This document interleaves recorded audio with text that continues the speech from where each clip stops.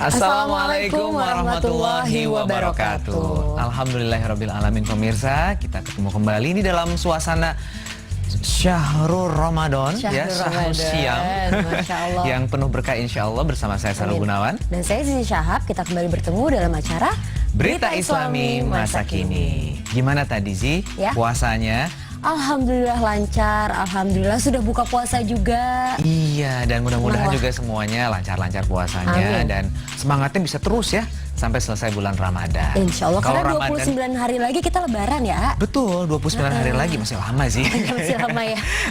Oke, ngomong-ngomong soal buka puasa, pasti menu-menunya tuh waduh ya, ada timun suri segala macam ya kan. Tapi kita bukan ngomongin timun suri nih. Iya, jadi apa? Mati suri. Masya Allah, disambungin ya suri-suri. Nggak nyambung sebenarnya. Tapi agak menyeramkan, tapi mungkin ini bisa menjadi inspirasi buat kita karena ini pengalaman dari seorang artis Puput Melati yang pernah mengalami mati suri.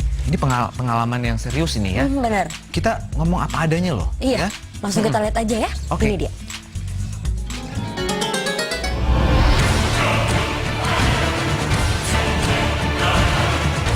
Kisah pengalaman mati suri Puput Melati.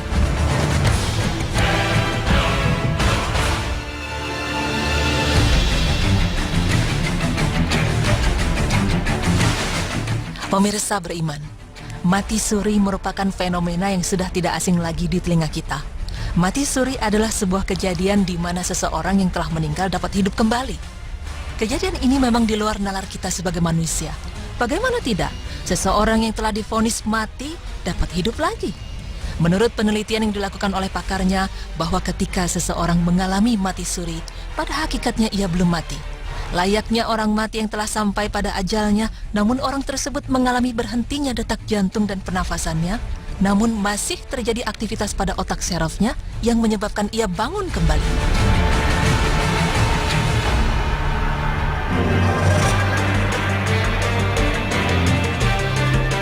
Banyak kisah-kisah yang dialami oleh beberapa orang yang mengisahkan pengalaman mati suri yang pernah dialaminya. Sama seperti halnya seorang artis cantik yang kini telah menjadi istri seorang ustadz yang mana ia mengaku telah mengalami mati suri pada tahun 2013 silam. Dan berikut petikan wawancara kami dengan Puput Melati. Prosesnya pada saat itu memang saya sedang melahirkan putra saya yang ketiga.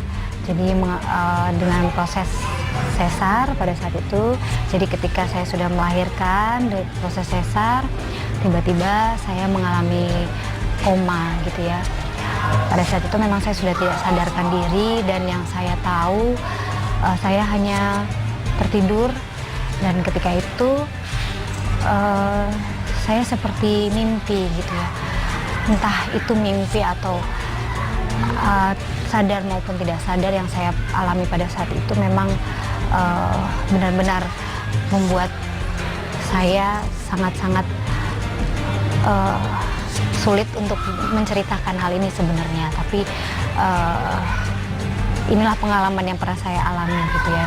Jadi ketika itu saya divonis koma dan tubuh saya sudah bengkak semuanya, biru, terus mata saya bengkak, semua muka saya bengkak dan saluran pernafasan saya juga tertutup.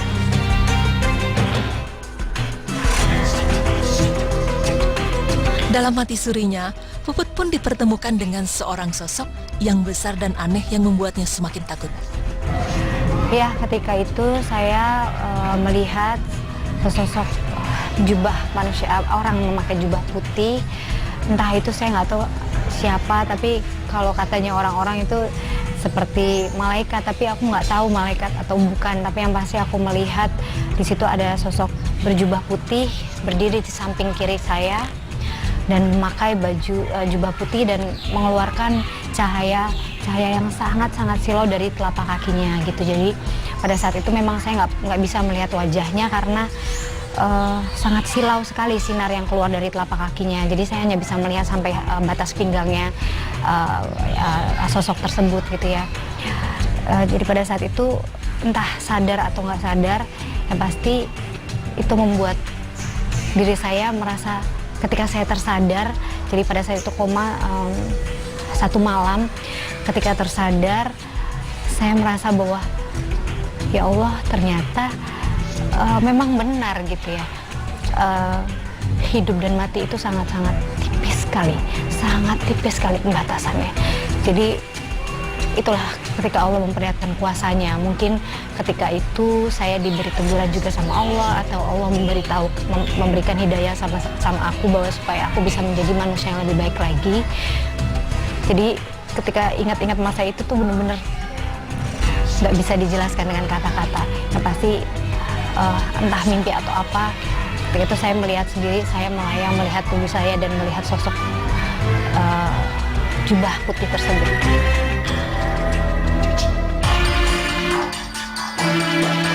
Perasaan Puput saat itu pun campur aduk ketika ia melihat sosok tinggi besar yang mengeluarkan cahaya dari kakinya. Saat aku melihat sosok jubah putih itu memang ketika antara sadar nggak sadar atau mimpi, memang nggak ada perasaan apapun. Aku hanya seperti dijenguk aja, ditengokin gitu loh. Dateng, nengok, jenguk, melihat aku, tapi aku sendirinya nggak bisa melihat wajahnya gitu. Jadi aku hanya bisa melihat telapak kakinya yang bersih, putih. Seperti aku nggak pernah melihat telapak kaki itu atau jari-jari itu di dunia tuh, aku nggak pernah melihat sebersih dan seputih itu gitu, dan mengeluarkan pancaran dari telapak kakinya ke atas gitu.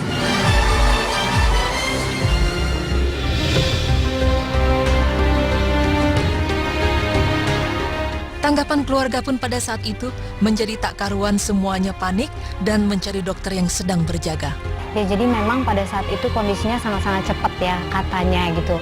Jadi biasanya kan ketika kita habis melakukan operasi sesar, nggak lama kemudian, entah setengah jam atau 45 menit, kita langsung keluar dari, sang ibu langsung keluar dari ruang operasi. Tapi ini sudah lama, katanya mama, papa, dan suami ya bilang, tapi nggak keluar-keluar gitu loh. Tiba-tiba terdengar bahwa aku bermasalah. Jadi pada saat itu ya mama pasti nangis. Terus suamiku juga langsung masuk ke dalam. Pada saat itu suamiku memang punya firasat. Jadi tanpa dokter kasih tahu, tanpa ada yang memberitahu suamiku, tiba-tiba suamiku langsung seperti ada yang memanggil, dan suamiku langsung masuk ke dalam ruangan gitu. Dan di situ dia melihat sendiri sosok aku benar-benar yang kaku, terus semua biru. Baru pada saat itu tim yang ada di sana memberitahu bahwa apa yang sedang terjadi sama aku gitu. Baru suami aku keluar memberitahu sama orang tua dan sanak saudara yang ada di tempat pada saat itu.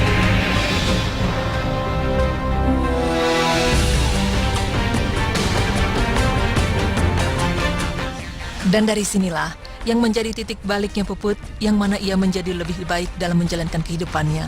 Semuanya diikhlaskan kepada Allah Subhanahu wa Ta'ala. Aku sendiri pun juga masih terus berusaha, berproses. Yang pasti aku lebih kadang-kadang kan gini ya, manusia tuh kalau nggak dihadapi dengan sebuah kenyataan yang dilihat dengan mata kepala sendiri, kadang-kadang suka meremehkan gitu ya. Mungkin aku juga seperti itu, jadi masih gitulah ya, beginilah. Tapi ketika aku merasakan itu sendiri, bahwa aku melihat gitu ya, dan ternyata pada saat itu orang bilang aku antara sadar nggak sadar melihat sosok malaikat. Jadi itu perasaannya kayaknya, ya Allah, aku masih kau beri kesempatan untuk beribadah, engkau masih memberikan aku kesempatan untuk bisa menjadi manusia yang lebih baik lagi. Jadi aku nggak akan mau menyia-nyiakan kesempatan itu. Mungkin itu yang sekarang sampai detik ini, dari sejak aku mengalami koma sampai sekarang, itu yang sedang aku perbaiki dalam diri aku. Jadi kalau misalnya melakukan apapun pasti keingetnya ke situ. Iya ya, aduh, nggak mau melakukan ini, nggak mau begini, karena Allah itu masih kasih kesempatan sama aku gitu loh. Kalau pada saat itu memang aku tidak ada umur kan, aku tidak bisa memperbaiki, dan hanya penyesalan nantinya ketika di alam kubur gitu. Jadi ya sekarang berlomba-lomba terus fastabiqul khairat untuk mencari bekal di akhirat nanti gitu.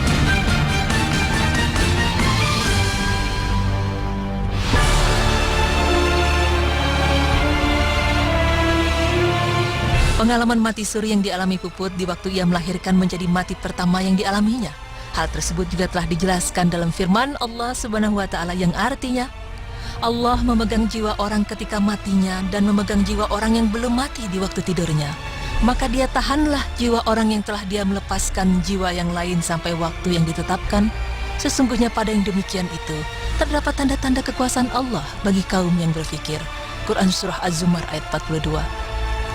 Dari pengalaman mati surinya tersebut, Puput mendapat suatu hidayah yang luar biasa dari Allah Subhanahu wa Ta'ala. Ia merasa belum pantas untuk kembali kepadanya dengan keadaan dirinya yang masih kotor. Dengan apa yang diterimanya saat mati suri, terutama saat ia melihat seorang sosok memakai jubah putih yang mengeluarkan cahaya dari kakinya, yang membuat ia semakin takut dan memutuskan untuk segera meningkatkan keimanan kepada Allah Subhanahu wa Ta'ala. Kini Puput pun menjadi seorang ibu yang sangat dicintai oleh anak-anaknya. Dia selalu mengutamakan keluarga daripada apapun. Pemirsa beriman, dari kisah mati suri yang dialami Puput ini, semoga dapat mengingatkan kita akan kematian yang tidak ada yang tahu kapan datangnya. Satu pertanyaan yang menjadi tanda tanya besar pada diri kita. Sudah siapkah kita menghadapi kematian?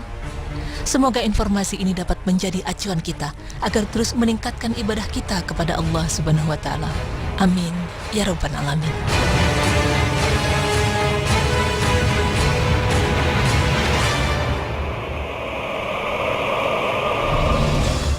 Allah memang punya caranya yang terbaik ya. Betul. Untuk umatnya bisa berubah. Betul, dan ya. ini bisa dibilang salah satu hidayah yang diberikan kepada seseorang sampai akhirnya dia mau berubah karena Allah gitu ya. Mungkin dengan cara yang luar biasa mati suri, tapi itu benar-benar membuat seorang Puput Melati itu berubah 180 derajat. Dan dari pengalaman Puput tersebut tentu kita juga ingin mengambil hikmah ya, bahwa ketika kita dalam mati suri itu sebetulnya kita ada ketidaksiapan gitu ya, mungkin untuk kita bisa mempertanggungjawabkan apa-apa yang sudah kita lakukan, dan kita diberikan kesempatan. Nah, untuk kita-kita nih yang tidak mengalami hal yang sama, ya berarti dalam kehidupan kita harus bisa lebih baik lagi, terus kemudian mengevaluasi diri terus-menerus. Insya Allah. Dan setelah ini kita akan bahas tentang kesalahan-kesalahan selama bulan Ramadan. Kira-kira apa aja ya? Mungkin mitos-mitos atau larangan-larangan yang sebenarnya itu nggak ada aturannya. Pas banget ini ya. Ini besok mau masuk hari kedua, jadi kita harus tahu nih apa-apa aja sih yang tanpa kita sadar kita melakukan kesalahan mungkin ya. Iya, jangan kemana-mana, tetap di Berita Islami Masa Kini.